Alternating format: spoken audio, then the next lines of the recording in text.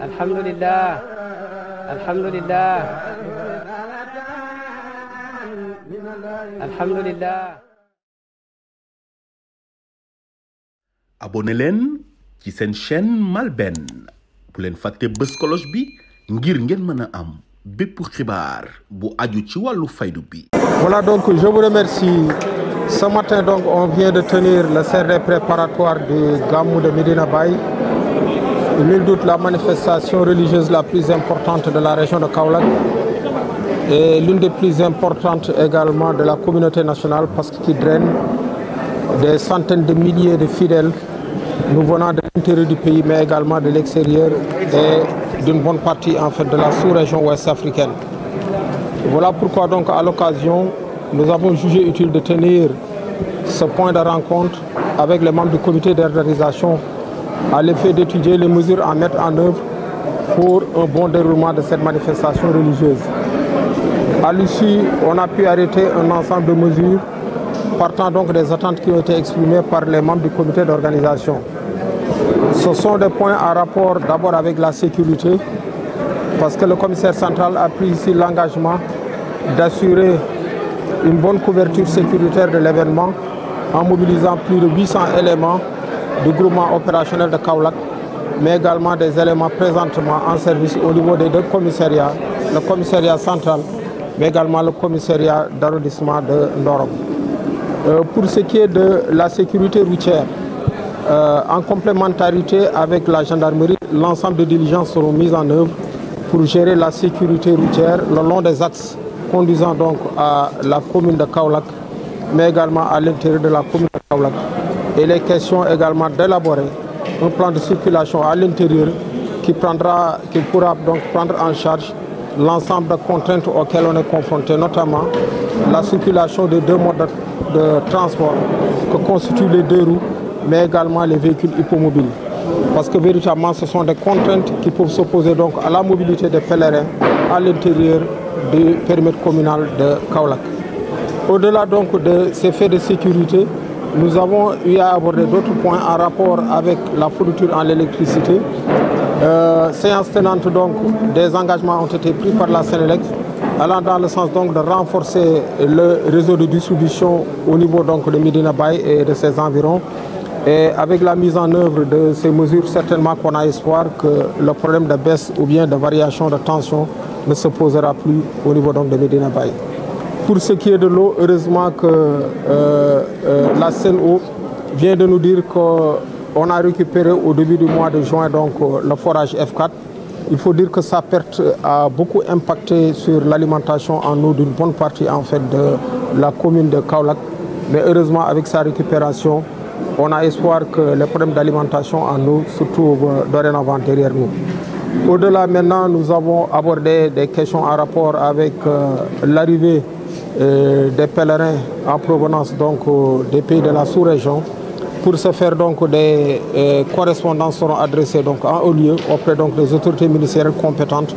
afin que toutes les mesures soient mises en œuvre pour leur faciliter donc l'accès à notre territoire national.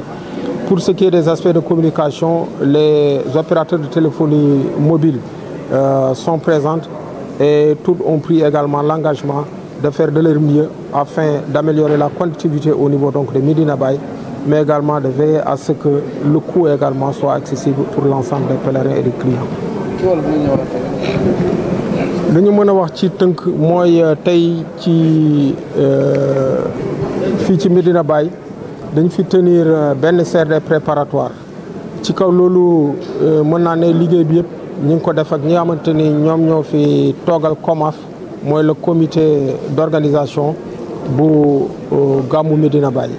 ci kaw loolu waxtaanee nañu ay ponk yu bëri ponk bu ci njëkk mooy li jëm ci mbirum kaaraange. ci mbirum kaaraange dégg nañu li commissaire central wax nee na que dinañu mën a mobiliser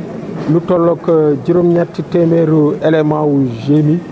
Et en plus de ça également dina am ay éléments yoo xamante ni ñoom ñooy jóge ci commissariat central ak ci commissariat d'arrondissement bu Ndorong ñoom ñëpp dinañ leen impliqué comme ça ñu mën a seet naka la ñuy gérer sécurité bi fii ci biir Medina Baye.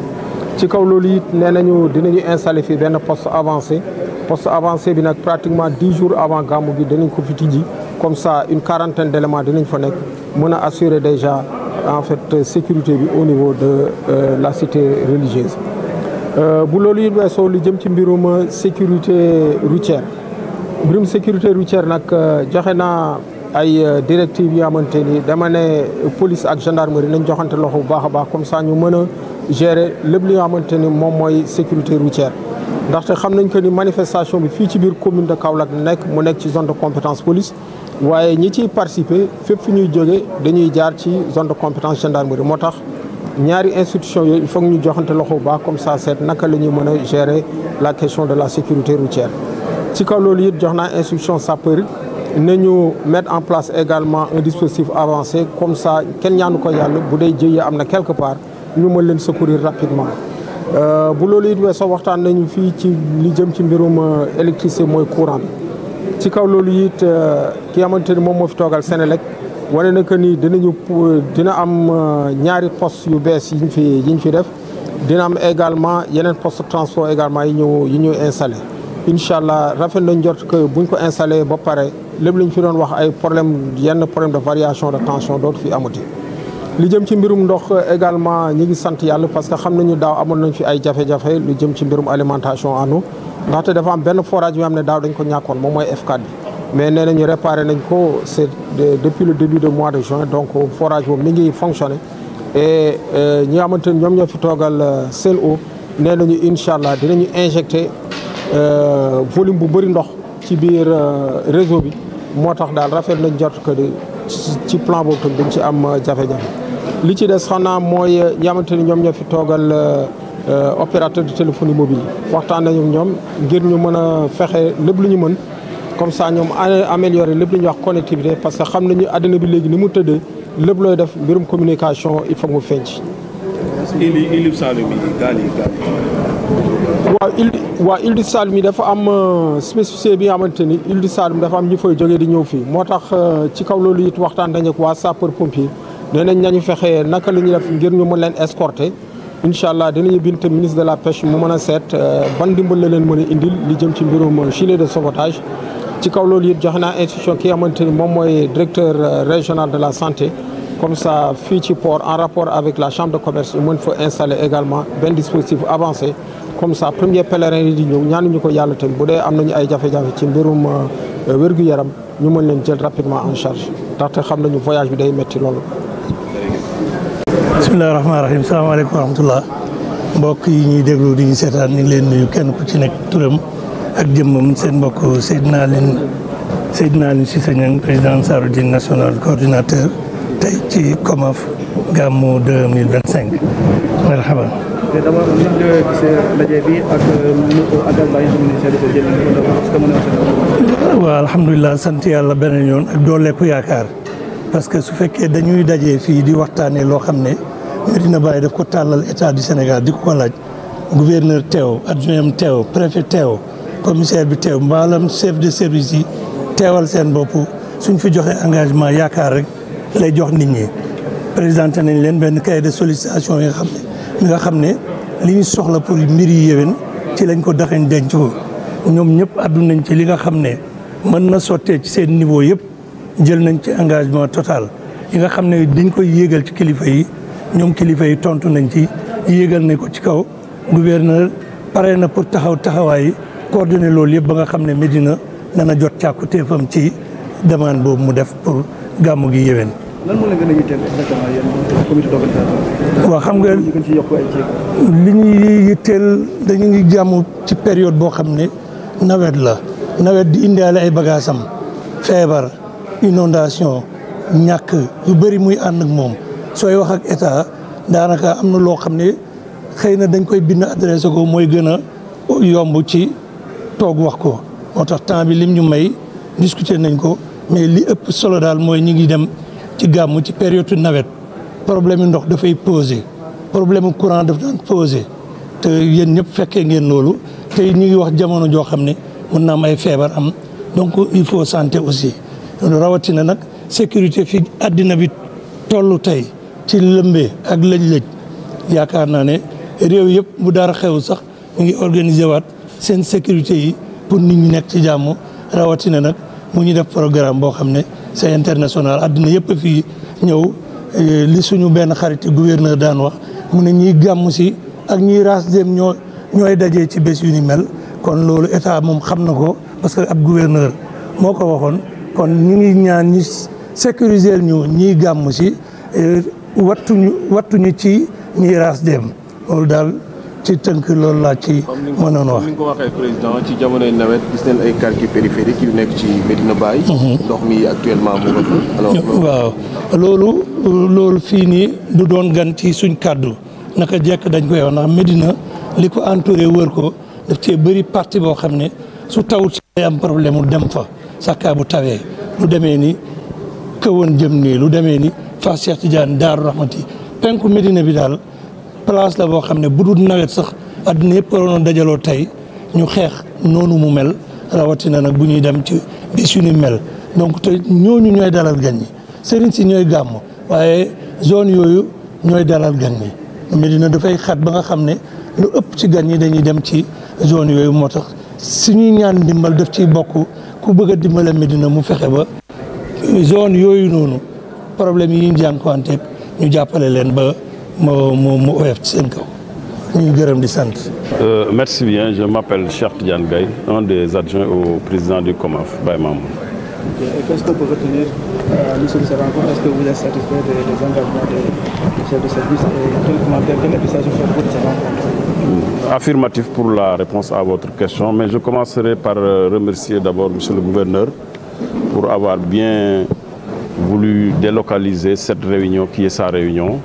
qu'il aurait dû convoquer à la gouvernance de Saint-Louis, mais autant pour moi de Kaolack, mais je sais que c'est par marque de considération à Medina Baye qu'il l'a délocalisé ici au niveau de Kergan. Gouverneur, soyez-en remerciés et nous sommes très conscients de cette marque de considération que vous avez pour la communauté de Medina Baye. Donc nous voilà au terme de la réunion préparative du CRD. On a fait le tour de toutes les questions avec M. le gouverneur. Tout le monde s'est engagé à travailler d'arrache-pied pour que les pèlerins qui vont se rendre à Medina Baye puissent passer d'agréables jours ici pour commémorer ensemble avec l'autorité religieuse la célébration de la naissance du sceau de la sainteté, le prophète Sayyidina Muhammad sallallahu alayhi wa sallam. Tous les points ont fait l'objet de visites et de revisites, depuis la sécurité, la mobilité, la santé, les questions d'assainissement parce que nous sommes en période hivernale, la communication indispensable parce que tous ceux qui intéressent à cet événement ne peuvent pas se rendre à Medina Baye. Nous sommes vraiment satisfaits de tout ce qu'on a entendu comme engagement de la part des chefs de service, mais surtout l'engagement de M. le gouverneur à accompagner le comité d'organisation et Medina Baye pour réussir l'encadrement de cette manifestation. Merci. Les sollicitations,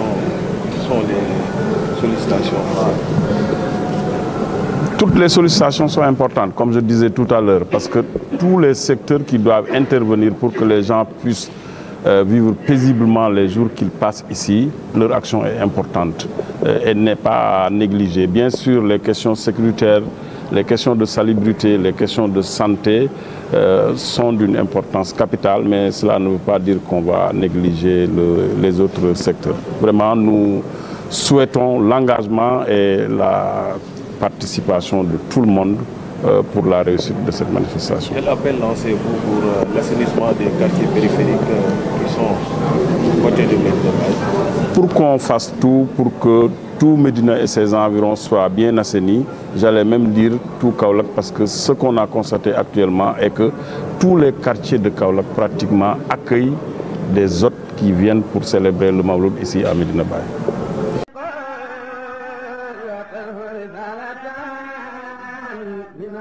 Alhamdulillah, alhamdulillah, alhamdulillah. abonné leen ci seen chaîne MALBN bu leen fàtte bës cloche bi ngir ngeen mën a am bépp xibaar bu aju ci wàllu faydu bi.